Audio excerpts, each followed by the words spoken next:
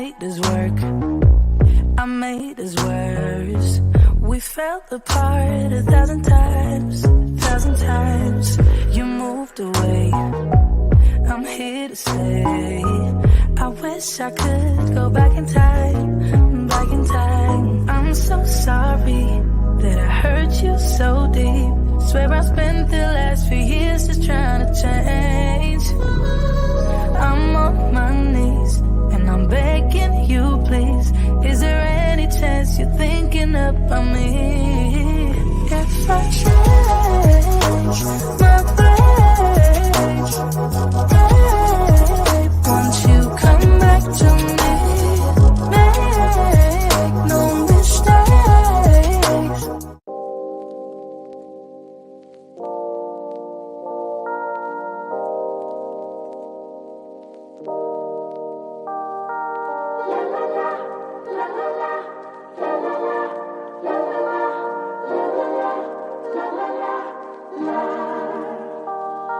Let me go for one day. Let me lose myself again. Give me something for the pain.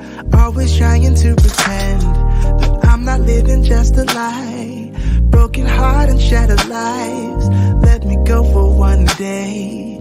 Let me lose myself. Oh, I knew all this would end. Oh, I knew that it would die, that we would come to this, that we would say goodbye. You are watching a Healing Element Podcast special. Show your support by subscribing to the Healing Element Podcast YouTube channel. Also, follow us on Instagram at the Healing Element Podcast.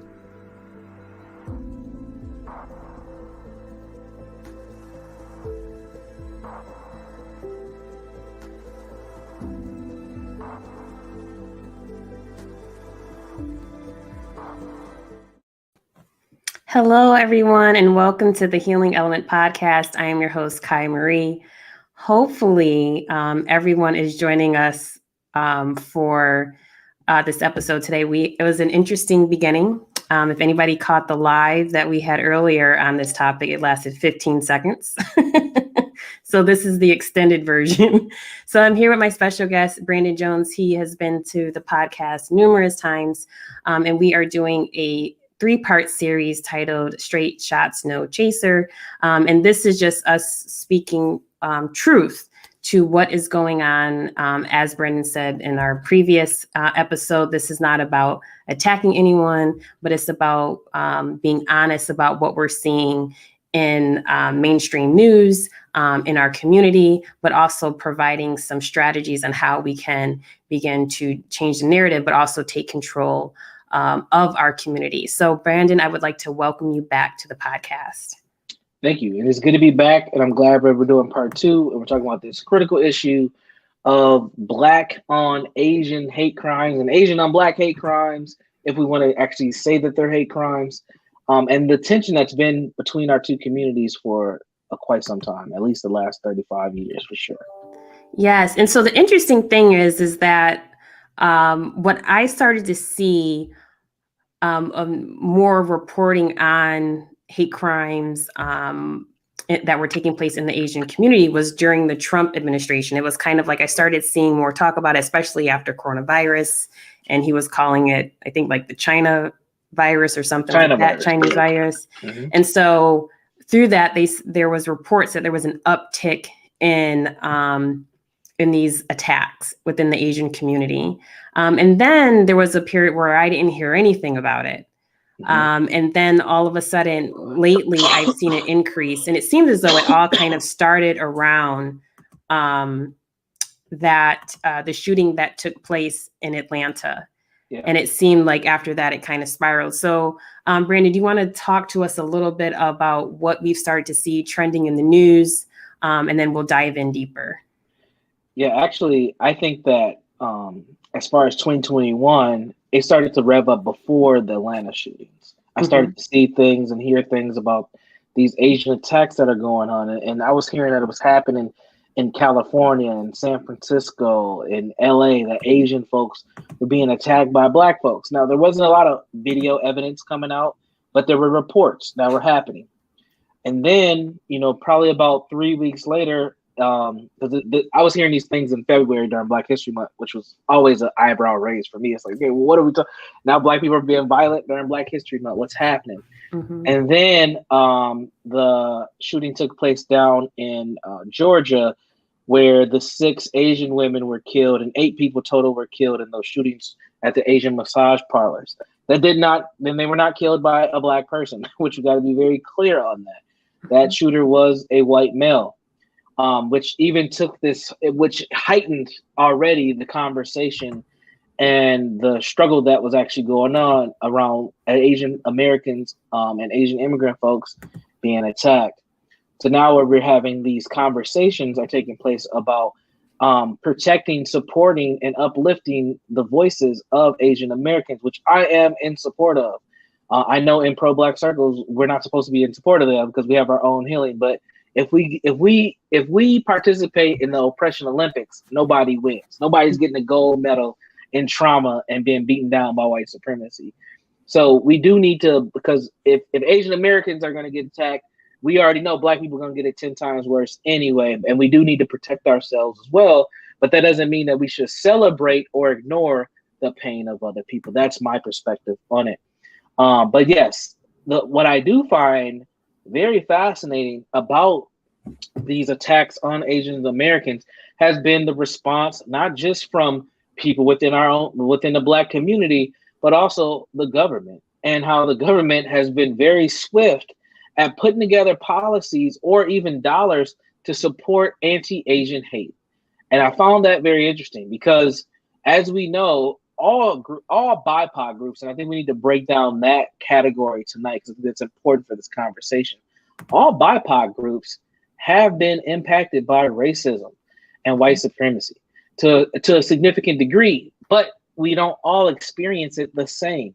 Right. So to have this swift action towards Asian American folks and to put funding behind it to stop the hate as it's been like this thing that has been like historically an issue was very interesting to me, especially after the year that we had with 2020 and especially after George Floyd's death and the response of uplifting black voices and supporting diversity, equity, inclusion work throughout several different industries, and us having this shift in looking at racism and looking at how racism has impacted black bodies, that Trump gets out of the White House, and literally 4 months later, now we're focusing on a completely different group and how they're being targeted when black bodies have been falling all across this nation for a long time. So I found that very interesting. And I think that, Biden's presidential stance to meet with these Asian American leaders and talk about how to be a support is very interesting compared to the leaked tape that came out when he met with the black leaders and pretty much told the black folks, good luck, pull yourself up by your bootstraps because I ain't here to help you. And you better talk to in his words, the Mexicans, not the Latinos, the Mexicans, because those are the folks who are going to be the major minority, which is one of those double entendre for Orwellian terms. They're going to be that major minority group within the United States by 2036. So we have this dynamic going on where black folks paying. Yeah, exactly. Who are the Asian American leaders? Which is a great question. And I'll address my thoughts on that too, because I think that that's very important. But again, we have this swift action being taken place over a shooting, which we should have swift actions taking place when stuff like that happens. But at the same time, black folks just kind of got thrown under the bus, and we're not used to this. We're not used to taking the shots for other people and their causes to be elevated and supported. We've been seeing this since the responses from the civil rights movement. And we can look at things like affirmative action, which was designed to help black men transition the simulation of the black community, but quickly got co-opted by the feminist movement and women's rights. And then white women found themselves in the workforce after affirmative action, and that was not what it was designed for. And then from that, we see other groups. We see various different levels of disability services that are built on that type of legislation. We see LGBTQ plus rights being built off that type of legislation. And now here we are where we have things like Black Lives Matter, which I do have some personal problems with, but still it's a political voice pushing something for a better, for somewhat of a better cause within the Black community, as they say, which may or may not be true, but they're still they're pushing a narrative one way or another. And now you have that energy being capitalized by other groups. I find that very interesting, that all this energy around supporting diversity, equity, inclusion efforts has come by the death of a Black man, multiple Black people. We want to add Breonna Taylor. If we want to have Aubrey in this situation as well, to now we're looking at utilizing these resources and this energy to support Asian Americans. I find that very suspicious in a system of racism, white supremacy. So I'll pause there because I could just keep rambling on if you want to get a question in. No, I think you raise up, many excellent points. And I think the one thing too is that anytime I see something that starts trending on the news, I always, before just kind of reacting, I've learned to kind of look and say, okay, let's take a moment, pause, and see what's going on. And why is this trending? And it's interesting because I saw a lot of even people in our community, and I'm not saying anything's wrong with it, but I did start to see like support Asian businesses. And I felt like just last week we were told to spend money in our own community because we saw so many images of Black women in particular, going in nail salons and facing discrimination there, being physically assaulted in these nail salons. I've seen countless stories as more and more Black women enter the space of the beauty supply stores and starting to open their own. I've seen so many stories of Black women sharing about the discrimination that they faced with trying to get supplies and suppliers not wanting to work with them or doing things to try to sabotage their order, which prohibits them from having the necessary supplies that they need to operate their store. And so it was just interesting, this quick change that we saw, and those issues were never addressed. It was just kind of swept under the rug and not dealt with. And the other thing that I noticed that I would like you to speak to is that we see that it seems like Black men have become the face of the people that are doing the attacks within the Asian community. Yes. And Black men are always the boogeyman.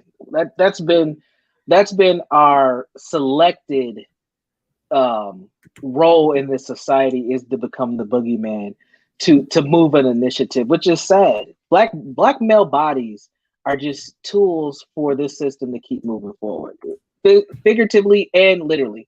And it's unfortunate and it's sad.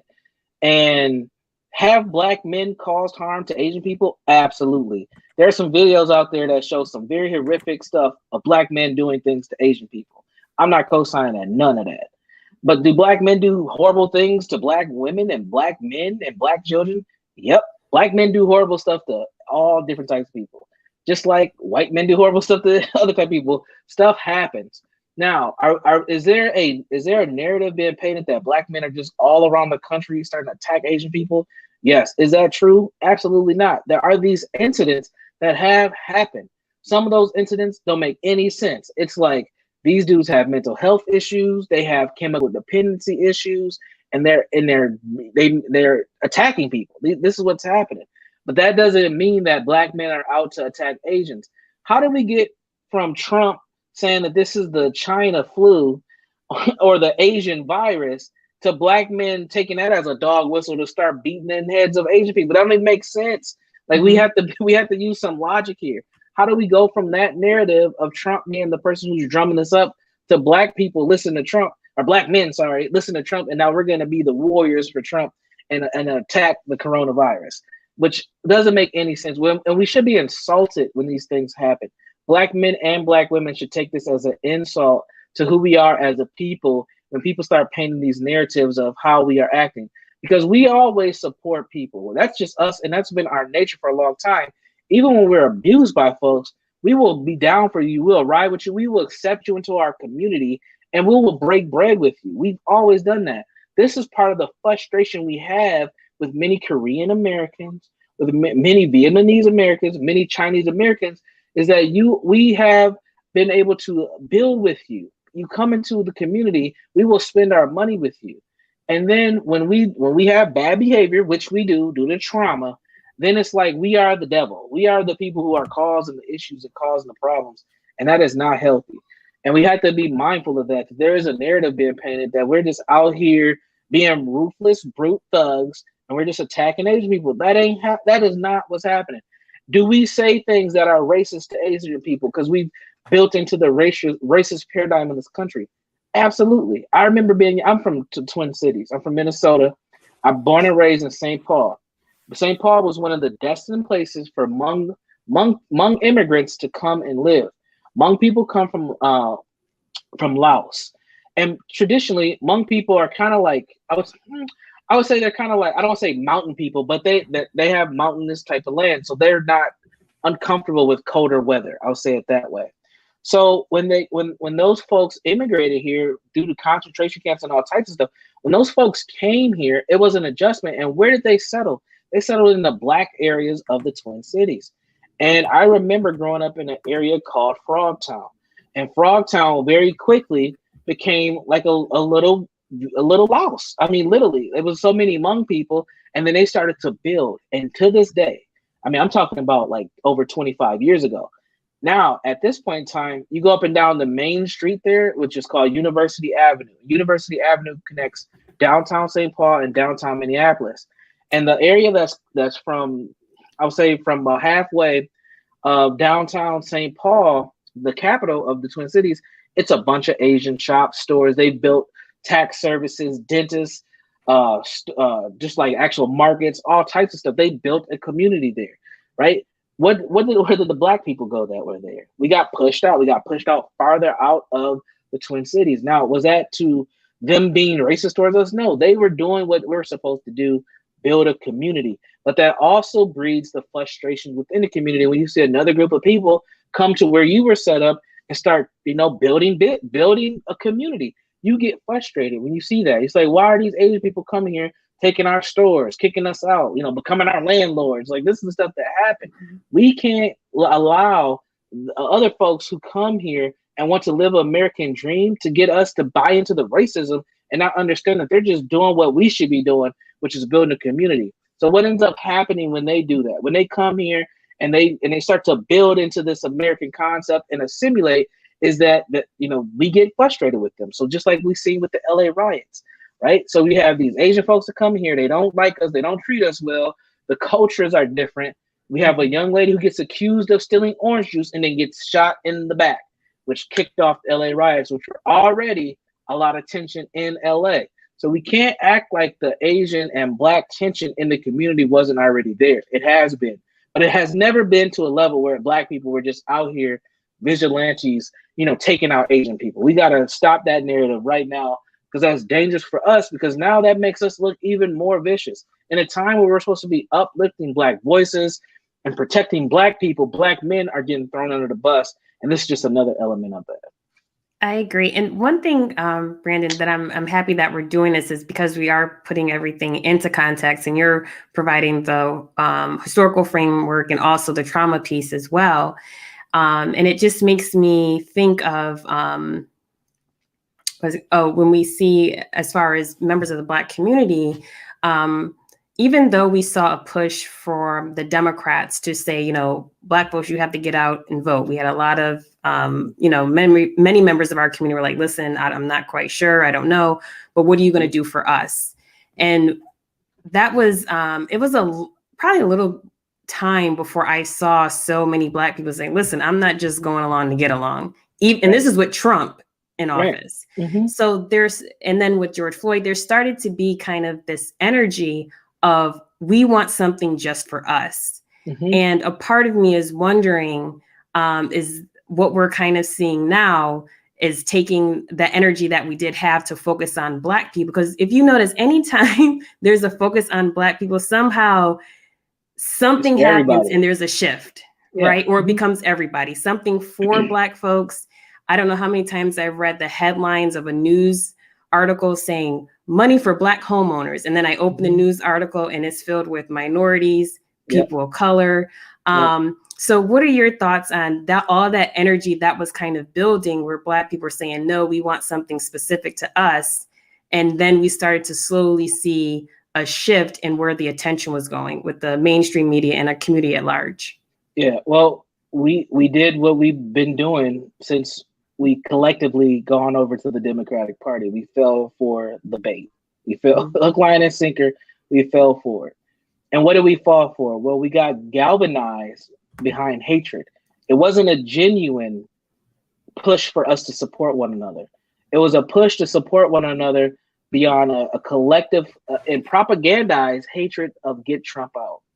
This is why you heard dog whistle language. Like, if you don't vote for me, you ain't Black. Like, this is why we heard those things, because they're priming us to prepare to make that shift. Because what would happen? Trump was out, and we that energy was gone quick. The holiday season came, New Year's hit. Next thing you know, we got January 6th. White folks mad as hell, and then all of a sudden it became BIPOC, BIPOC, and that's what happened. Right? We went from Kamala Harris is going to be the first Black woman in high office to the first Black and Asian on inaugural day. It was like, whoa. I thought that was a conspiracy theory. What just happened? How did she become Black and Asian all of a sudden?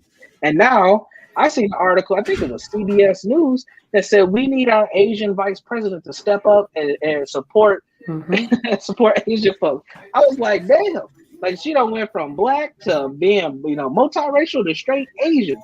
And here we go. This is what happens to us, because collectively what ends up going on is we lose so much of our energy. We lose so much of our energy, and we don't control. This is highlights how we don't control our own narratives in the community. But when someone else is pushing it, they're pushing it for their agenda. That agenda was met when Biden was elected. That agenda was met when Biden was elected. And once that agenda was met, Biden said it. I ain't gonna do nothing for you. Y'all have to figure it out yourself. So we're always just used as just like a support or a cog in the system to keep things moving forward.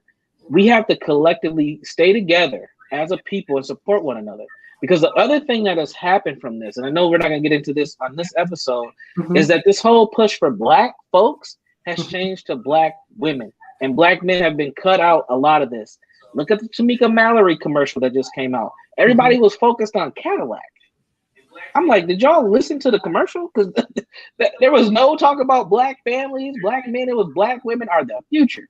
Well, damn, what about us? Because hello, Tamika Mallory, you're making a career off of Black dead men for the most part. I know you started off as a feminist, but damn, over the way we knew you, the way that you really got out there was due to some of the Black men that died. So where's that shift? And if we continue to go down this road where Black men aren't included in family programming, and Black men ain't included in any of this funding that's going into tech, education, entrepreneurship, where does the Black men stand besides dead, in prison, in a mental institution, or just not homeless, or just not existing at all?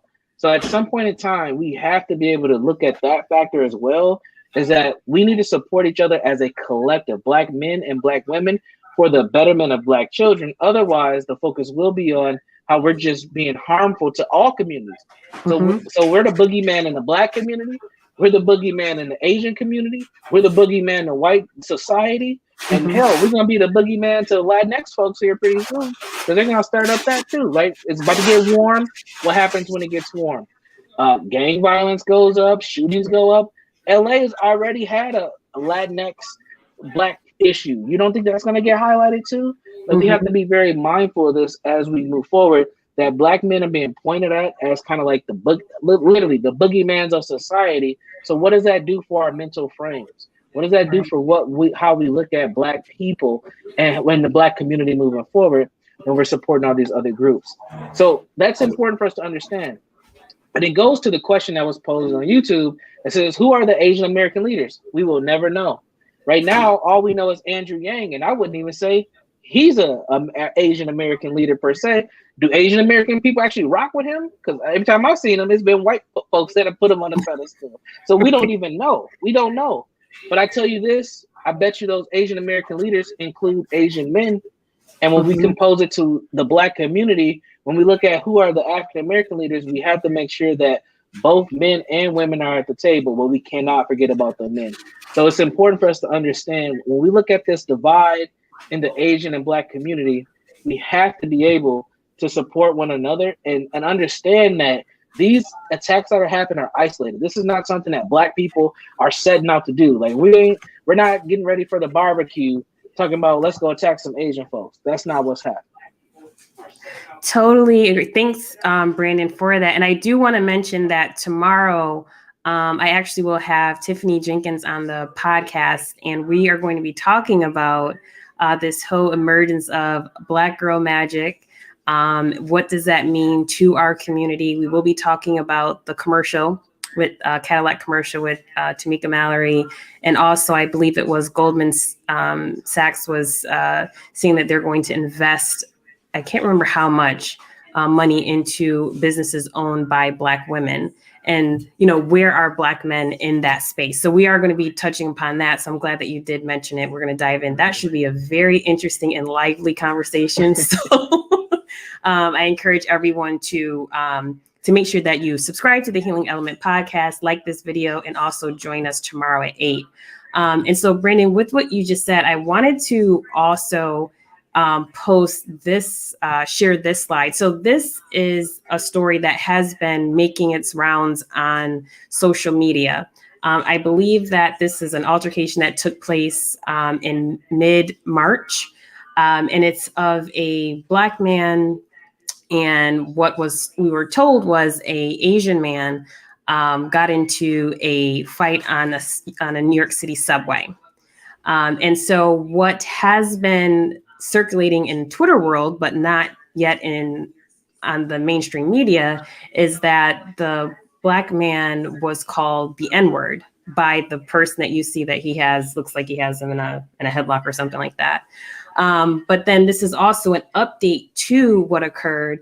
And this gentleman that you see on your screen, you see on the side of where the picture is with the two men that were involved in this altercation, that there apparently was an update in which the person who shot the video says that ABC News victim appeared to be Hispanic, and that he instigated this issue by calling the person the N-word.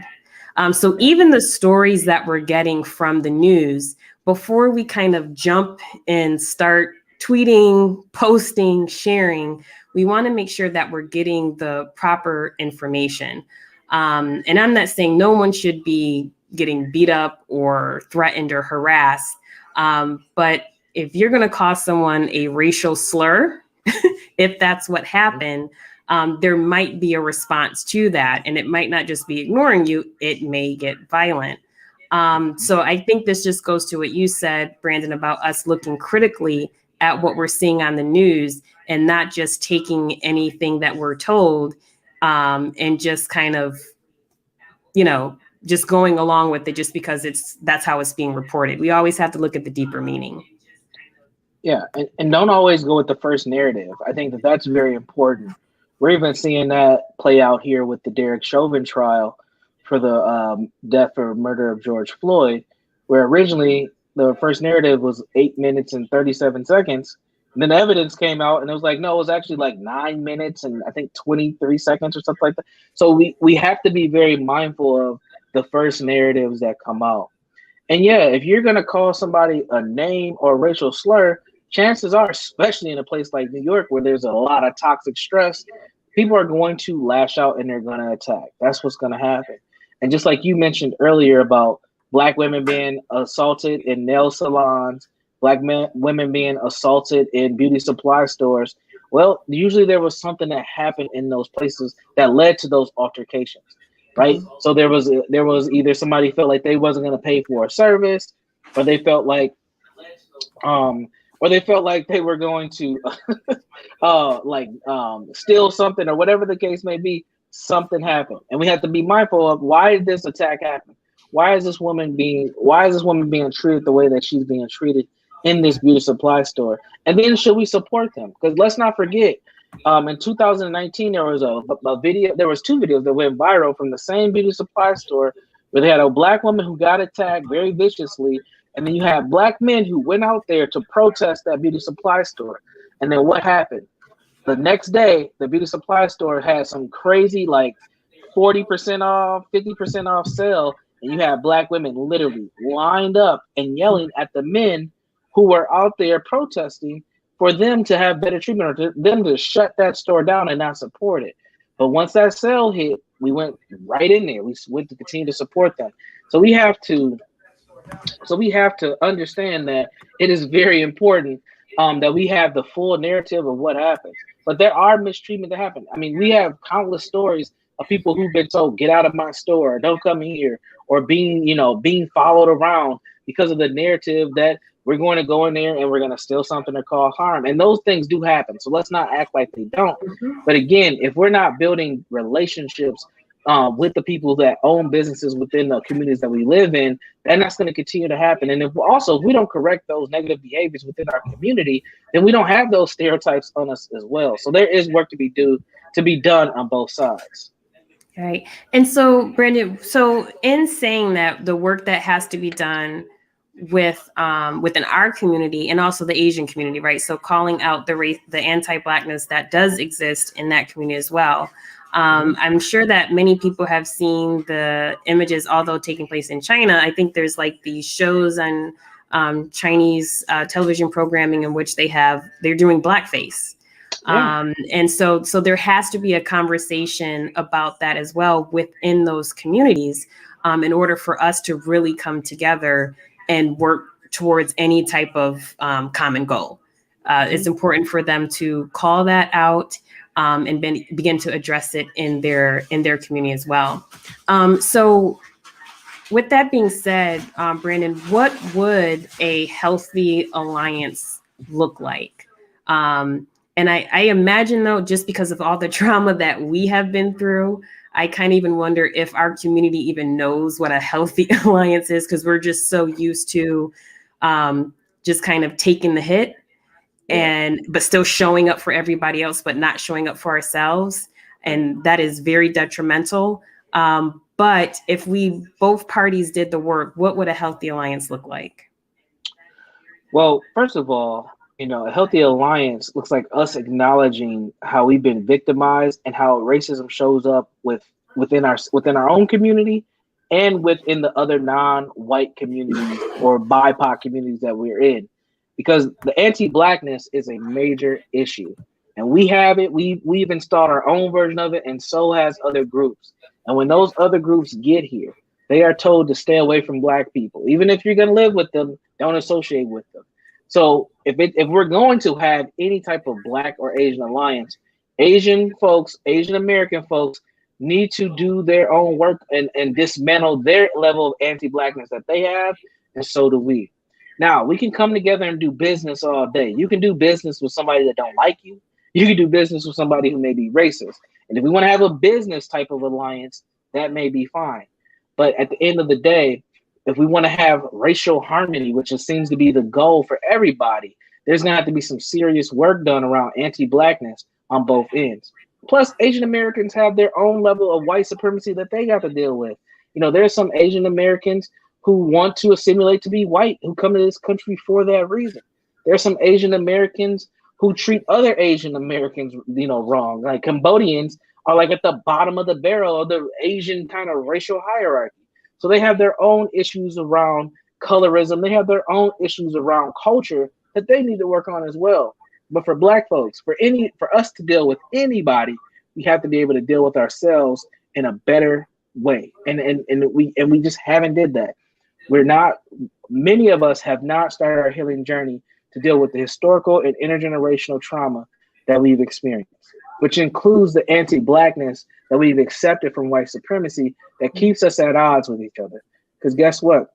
When we see a video of an Asian person or multiple Asian people attacking a Black person or a Black person attacking an Asian person, what's one of the first things that Black people are going to think? Well, what did she do? Well, she probably didn't pay for that. Or or we might hear attack happen. Well, I hope it ain't a black person. That's what goes through our head because we've already been conditioned that all we do is cause harm and cause trouble. And that's not healthy. Right. So true. And so hopefully with this conversation that we're having tonight, that you will share this video, also give it a thumbs up and subscribe, because it's important that we do understand that there's work on both ends, but especially we as a Black community, that there's so much healing that we have to do. And it was interesting, Brandon, I want to get your thoughts on this. I was wondering with everything that's going on, because really in our community, like, we don't control our media. We don't have control over community. It's just kind of like we're existing in this world and we don't really have we don't have a strong foundation. And it's just kind of like anytime something new pops up, we just kind of move with the wind. Yeah. And I wanted to know your thoughts on that, how that relates just to our position in this country, and also how it relates to the trauma that we've experienced. Yeah, and I think it's a tough pill to swallow is that we don't have a foundation, because many of us would say we do, but we have to be honest. That foundation has come as a response to white supremacy and racism. So our literally our disposition has been responding to being subjugated and oppressed, and since that's the case, we always follow the directions that have been deemed suitable by our oppressors. So you want to follow this political party because that's what we say is acceptable. So over 90% of us follow that party no matter what. Like even during this last presidential election, what do we hear? Well, we don't mess with Trump, but we really don't like Biden, but we're going to vote for him anyway, because that's what we are conditioned to do. We could have just voted for a third party. Kanye was on the ticket. You could have voted for Kanye and just you still could have did your patriotic duty and moved on. But no, people decided to vote for Biden, even though they didn't like him. And the other thing is, we are conditioned to focus heavily on the presidential elections, and many of us don't focus on our local elections. And that's the stuff that really starts to affect your life day to day that we don't even think about or talk about. Those are the decisions that what happens with your child's school. If the trash is going to continue to get picked up, if the roads are going to get plowed, if you live in states that have snow, right? Those are the political elections that we should really be riding for particular candidates like we do when it comes to a presidential election. But we've been propagandized because what's more fun is to talk about something that's happening on a national level. What's not more fun is talking about something that happens on a local level, when what ends up happening is that's the down, dirty, and gritty stuff that takes place that really starts to affect our lives.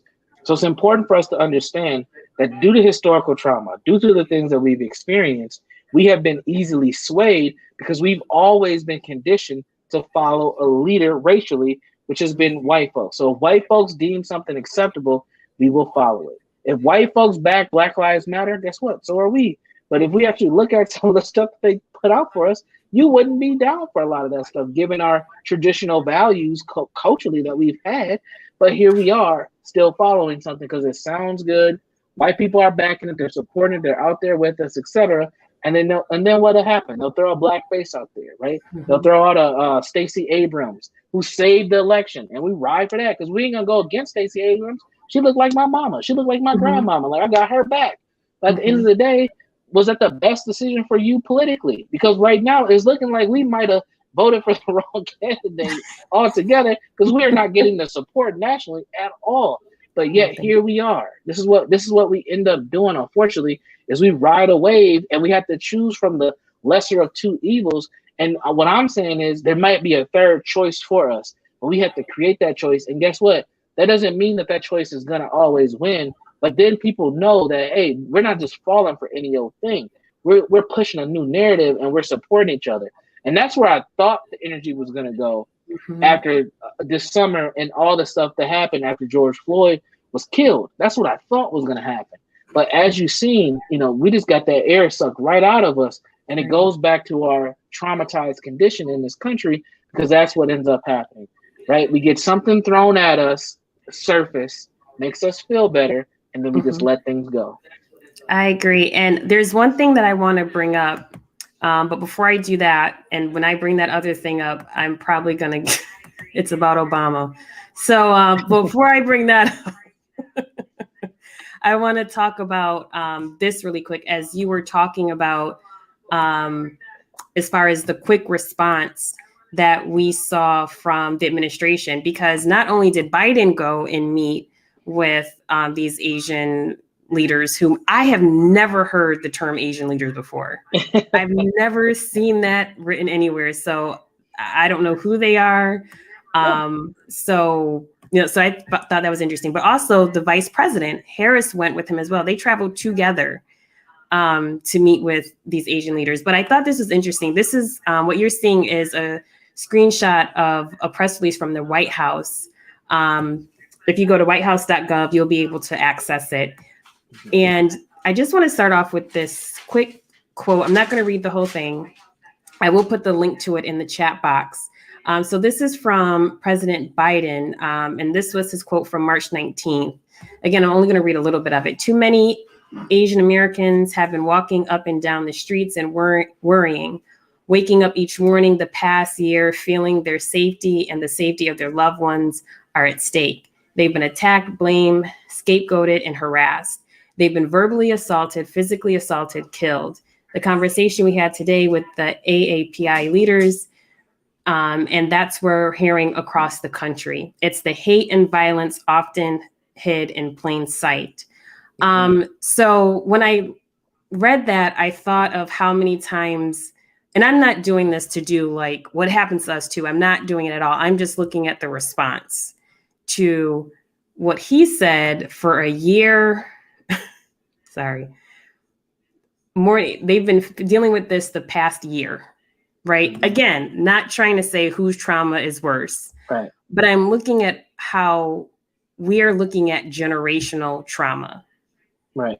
And how that's being addressed versus what we're looking at right now within the Asian community. And hate is wrong regardless of who, but just the response is totally different. When you then go down to, and I do want to get your thoughts on this, Brandon, when you go down to look at this article, which, like I said, I'm going to post now, and so everyone can take a look at it, there are specifics for the Asian community. It does not say, it's not people of color. It's not BIPOC? It's not, it is very clear who it's for. Yeah. And I would like you to, and I know you kind of already have touched upon that. But again, for us as a community, that trauma that we don't even do we not feel like we are deserving of? Have we totally internalized white supremacy to the point that we don't even value and we don't believe that we should fight for something that's just for us? Right. Yeah, that's where I'm at. I think we have accepted value in not having value. And what I mean by that is, when it comes to doing something for Black people, we have developed through the trauma in this country that we don't need anything for ourselves. Like, our healing and what's our just due is not just for us; it's for everybody. Because if we do it, everybody should have it, and that's been part of our traumatized conditioning under white supremacy over time. Is that it's opened up an opportunity for everybody else to benefit from. We are uncomfortable with just saying Black. Like, think about if you are a professional Black person and you've been in Black, or you've been in just spaces, you may have been the only Black person. Think about if you've gone to college, or maybe you've just taken some courses, and you may be one of a few Black people in your class. People have a very uncomfortable dynamic with just saying Black. I don't know why, but people just have a uncomfortable, they'll say people of color. Now people of color has been transitioned into BIPOC, and for folks who don't know what BIPOC is, that's Black, Indigenous, people of color. So we continue to be lumped together, even though we all have a different struggle in white supremacy. But we've been lumped together. And what ends up happening with that is, when you don't get specific, you don't get exact and intentional strategies to get intentional outcomes. And if you don't get intentional outcomes, what benefit is it to you? And we have to be very mindful for that. So when you look at this fact sheet, and you look at this swift action that's been taken from a national level to curb anti-Asian violence, that what's listed in there, and it's specifically for Asian Americans, is exactly what should be in there. And that's exactly what our stuff needs to look at. So whoever these Asian leaders are, they went in there with a plan and they wanted to execute that plan. We have to do the same thing and not keep compromising what is our just due. This is one of the reasons why we keep struggling with this whole reparations argument, because we don't feel comfortable enough to just say this is what we need. Like, this is for us. Like, we get so uncomfortable with that. Then we hear people say things, well, we ain't gonna do nothing but turn around and give them the money back anyway. Like, that's the same type of conditioning that we have. One more point that I wanted to make about this whole Asian American violence piece that I want to that again should insult us is how stupid are we as a people that somebody can say it's an Asian flu virus and that makes us want to attack them. And I say stupid for two reasons. One, just because it comes from a country don't mean that the people here are the people who created it. Like, if your intellectual level is that low or you want to lash out at some people for a virus coming from the country they're from and hate them, there's an issue there. There's a big problem there. Two, if that's true, and we're talking about COVID-19 coronavirus, I probably shouldn't even say that. That gets your channel shut down, by the way. We're talking about I'm sure that my channel probably gets shut down for other reasons. YouTube sent out, for folks that don't know, YouTube sent out some things that you are not supposed to be using those words on YouTube unless you are a approved source. But if you are someone talking about the C19 or the C virus, now why would you attack if that, let's just say all Asian Americans created it, right? All Asians created coronavirus. Why would you go towards them and attack them knowing that you can get the virus? Like, how silly is the thinking? So people aren't thinking, they just want to do violent acts. And if that's what they want to do, it may be in terms of a hate crime. But again, call it the beer virus. But why would you do that? Like that doesn't even make any logical sense. And to me, from a psychological standpoint, what I think of is these are people who already were looking to be violent. And they found a reason that doesn't make any logical sense, but they just found a reason to lash out, attack, and hurt somebody. So the violence that is happening to Asian people is real. Asian people have been getting dirty looks. They have been getting attacked. This is not stuff that's made up. This is not a narrative coming out to just make Black people look bad per se, but it is a narrative that does make Black people look bad when you're saying things like, we're doing it deliberately and we've been doing it. And it doesn't even that doesn't make sense, because Black people aren't the number one supporters of Trump. So if Trump was the one who kicked all this off and you're saying we're the ones who are creating the violence, make that make sense, because it doesn't make any sense to me at all. So we have to be careful what these narratives are. We do have to realize that, yes, the violence is real, but it's not a hate crime Black on Asian. We're not attacking Asian people, but Asian people are being targeted due to the ignorance of people in this country, period. And we don't go around killing people in mass, but Black people don't go around killing people in mass, but ourselves. So let's just be honest about that too, which leads to the historical trauma and how we've accepted the version of white supremacy that is destructive to us as a people. When we start to see shooters, multiple of Black people going to shoot Asians, I will change my tone on this topic. Until then, a slight here and there is nothing different than what has already been done in the community since Asians and Blacks have been put together throughout this country. Right. Totally agree. And for those that are watching, again, please make sure you share this video, give it a thumbs up. Also subscribe to the Healing Element Podcast channel. And you can also show your support. You can see on the screen how you can donate to the channel to keep this information coming. So Brandon, thanks so much for that as well, for us to really begin to look critically at everything that we see on the news, that we read from different articles. And I think platforms like yours, like mine, and others that are similar, which causes us to think through things and talk through things more, it's important that we support those platforms, because right now on the news, it's just kind of one story that's being promoted and that's it. And I say that because I saw this Brookings article, and a lot of what we spoke about was brought up in this article. And so how there is this, what we're starting to see is like images of Black people attack. And again, not saying that that's not happening, but it's being painted as though members of the Black community are literally going out looking for people in the Asian community to inflict violence upon, and specifically Black men. So we just want to make sure that we have a critical eye at what we're being told, and also to look at the reason why this is happening. I did mention too, because we're starting to come to wind down a little bit. I mentioned something about our former president, Obama. Mm-hmm. Take a breather. So, but I thought about this when you mentioned as far as the energy that we saw from our community. And of us beginning to say, no, we heard people saying things like, I want tangibles. We are looking at reparations, people that probably never really thought about reparations. That wasn't even in their sphere, in their vocabulary. They're starting to say, well, wait a second, what is this? Yeah. Yes, our ancestors are entitled to that because of what we have done to our part in building this country. And so along with what President Biden was saying, as far as, you need to go out and vote. If you're voting for Trump, that means you're not Black, and the different statements that he made that if Trump made, we would call that racist. I also found that interesting because Biden said it. It was like, oh, well, he's someone's grandpa.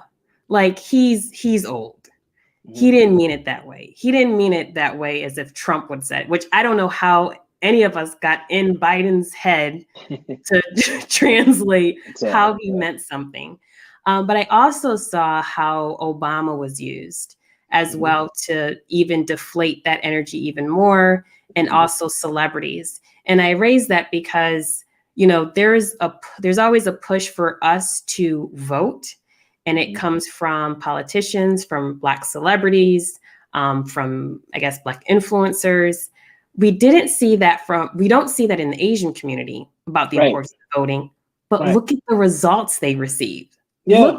They got the vice president and president to meet with these mysterious leaders. Yeah. Got specifics for their community. And I have never seen an Asian artist, celebrity, a push to get out the vote, souls to the polls. I've never seen that. And I just find it so interesting when we have been told that you have to vote to get what you want, but we literally saw a community push the needle to get what they need to ensure that, that they will not have to deal with hate crimes and that they are safe walking down the street. And there's no push for them to vote. Democrats did not demand Asians to vote for them. And I just found it interesting how all that played out. Do you want to speak to that? Yeah, I mean, I would have loved if Jenny Ma came out with Jeezy holding hand in hand, and they say, you know what? It's the Black and Brown Alliance. We're getting married. We need all Asians and Blacks to vote together. That ain't happened, and it ain't happening. And you're right. It's crazy that we always get this. Even with the vaccine, we've got this narrative of Black people It's always this push for Black people to do something and think a particular way. And if we don't start to see that and recognize that and talk against it, and be influencers within our own right, whether we are creating content or just doing it in our own circles, we're going to continue to just fall under this spell that we have in this country of Black people just getting pushed to do whatever a particular group wants us to do. And we don't, again, that just highlights that we don't have the control of our community, where all we need to do is get one or two talking heads to share a narrative, and the majority of us, the critical mass of us, just follows. And that is very dangerous. When it comes to having representation, that is important. But if you don't create the representation, that becomes a huge issue. And what I mean by create the representation is you have to cultivate the leaders in your community. You should be suspicious when random people pop up and become popular, and now they're being deemed as a leader in the community. And as you said, Kai, we don't know who those Asian leaders are. There's a reason for that. Because most time when you're trying to get stuff done, you're not on Front Street. You're not in front of a camera. You're not taking photos and having videos done for you. when things happen, you're just getting the work done. And usually, I bet you, Kai, I bet Mhm. you those Asian leaders were lawyers. They were representatives of their communities, whether that was on city councils and things of that nature. And they're about that business. They're about that action. And we're not at this point in time when it comes to moving our community forward. We're not about that action. I bet you those leaders, those are leaders who their parents probably were immigrants or second generation folks here. They got put through college. Their parents were probably entrepreneurs, whether they started cleaning services or restaurants or gas stations, whatever. And they had a goal for them children, those children to build a community. We have to do the same thing. We can't just have happenstance leadership in our community and expect things to get better. At some point, we have to say, all right, this is the black community, the state of the black union should be, we're about to take 1 million black youth by between now and 2040, and we're going to change the dynamic in our community. We're going to promote unions and families that stick together. We're going to promote education of black males and black females very young. We're going to support health and wellness. We're going to support economic development so that in 2040, the black community is a dominant force. That's what we should be talking about. But that's not what's happening. No, We are not at hoping and all. praying. Yeah. And guess what? The Asians ain't hoping and praying. Where the Asian church at? Where I don't even do we even know what religion most Asian people are? Like that's a legit question. Do we It know? is. Like I don't. I I actually don't know. I know some Asians. So I watch UFC, and Mm-hmm. we just had one of the big pay-per-views. I didn't hang out with them, but the next one, I'm gonna ask them. I'm gonna say, what religion is y'all? Because they invite me, and these dudes own businesses. They got Teslas and Porsches. I don't know why they like hanging out with me because I ain't got no Tesla. I mean, these dudes. I'm gonna ask them, what religion are y'all? And I'm gonna ask them, has a black person ever tried to attack you? Because I know I ain't tried to, and I'm one of probably a few of their black friends that they know. Mm-hmm. But I'm gonna ask Mm-hmm. them, and I'm gonna come back. I'm gonna come back here on the Healing Element podcast, and I'm gonna give a report. And if I can get some audio, some recording, we're gonna play some audio because I want to know. I'm gonna say, who are the Asian leaders in your community? I'm gonna ask them, what religions do you all follow? And I'm gonna ask them, when things need to get done in the Asian community, who are the spokespeople for the Asians? Mm-hmm. And I'm serious. I'm gonna do this, and I'm gonna report back because Please at do. some point in time, we need to figure out how are they doing it Mm-hmm. because we missing something here. This is not working. this is not working What we're at all. gonna do is not working. We are distracted by Cadillac. We are distracted by, Benjamin Crump showing up with his Gucci scarf to the George Floyd trial. We are in bad position, and we have to do something better. And honestly, if we're not going to do it better for ourselves individually, do it better for the children behind you, wherever you're at. Because these young people deserve something better than this. Because that's what other communities are doing. They're preparing for stability in this country, whether we like this country or not, in spite of white supremacy. They're saying, yeah, I know you don't like me, but guess what? I'm about to come take a piece of your pie. Right. And then now they're supporting them and doing it, which is crazy on the backs of black people who've taken so many hits and blows in this country. Mm-hmm. So we have to be able to understand that if anybody deserves a slice of the pie, it's us. But we got to go take it. We gotta claim it for ourselves and not wait for our entertainer leaders to do it for us. Right. So true. And I want to go back to a point, and this may not be popular, but I want to go back to a point that you'd raised earlier as far as the women in our community, Black women. When you look at other groups, even white women that say that they're feminists, they still know at the end of the day, their whiteness gets them in. Right. Yeah. So they know that even though they're marching around, many times they're going back to their husbands. Mm-hmm. Right. Or just their white partners in general. Or the white partners, right? Because there's value in that white skin. Mm-hmm. So we as a Black community, there's two different Americas within America. And we have to realize that we do not have the same fight as white women. And if we want, as Black women, speaking to Black women that are watching, if we want to build stable, solid families and communities and be able to compete with other groups that are coming in here, we cannot do that by ourselves. It's not going to work. No other group is saying, we don't need the men in the community. No other group is saying that. We're the only ones saying that. And look at the condition that our community is in.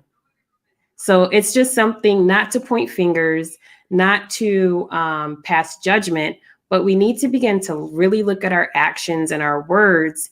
And also when we're saying we don't need men, what is that telling our boys? What is that telling our daughters?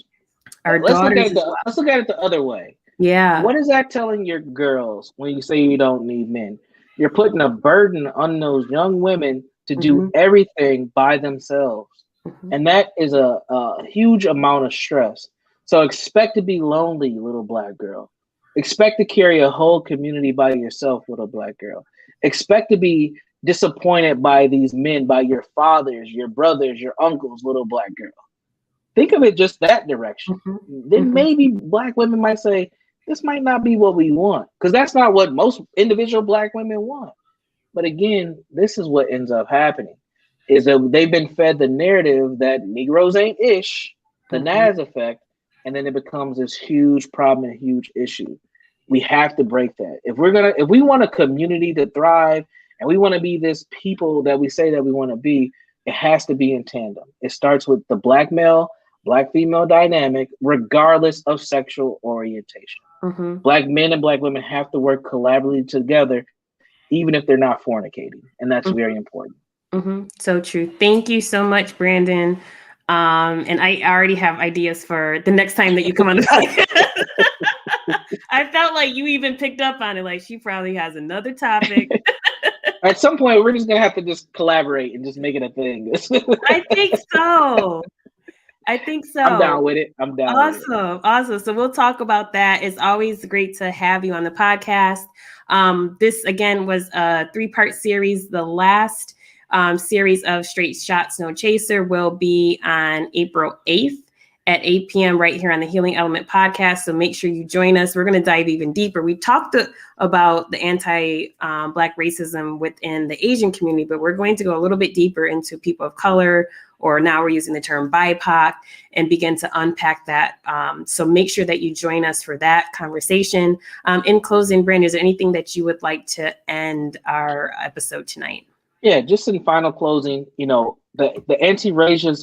anti-Asian violence that is happening is a real thing, but it ain't just Black people doing it. It's the racist in this country doing it, and it's been here for a long time. So we can't accept that narrative. And I do believe that we need to support Asians, but we should not support them more than we support ourselves at the end of the day, because ain't nobody gonna love you better than you love yourself. So true. Thank you so much, Brandon, for being on the podcast. Thank you, everyone that joined us. Again, make sure you give this video a thumbs up. Please also share and subscribe. Also hit the notification bell to know when, anytime, I'm going to say we go live, because we're going to talk after the program. But make sure you hit the notification bell to know when we go live. And I look forward to seeing you tomorrow right here, also on the Healing Element podcast. I'm going to have my guests, Tiffany Jenkins. We're going to be talking about the Cadillac commercial. We're going to be talking about this whole women empowerment in the Black community. What does that really mean for us as a community?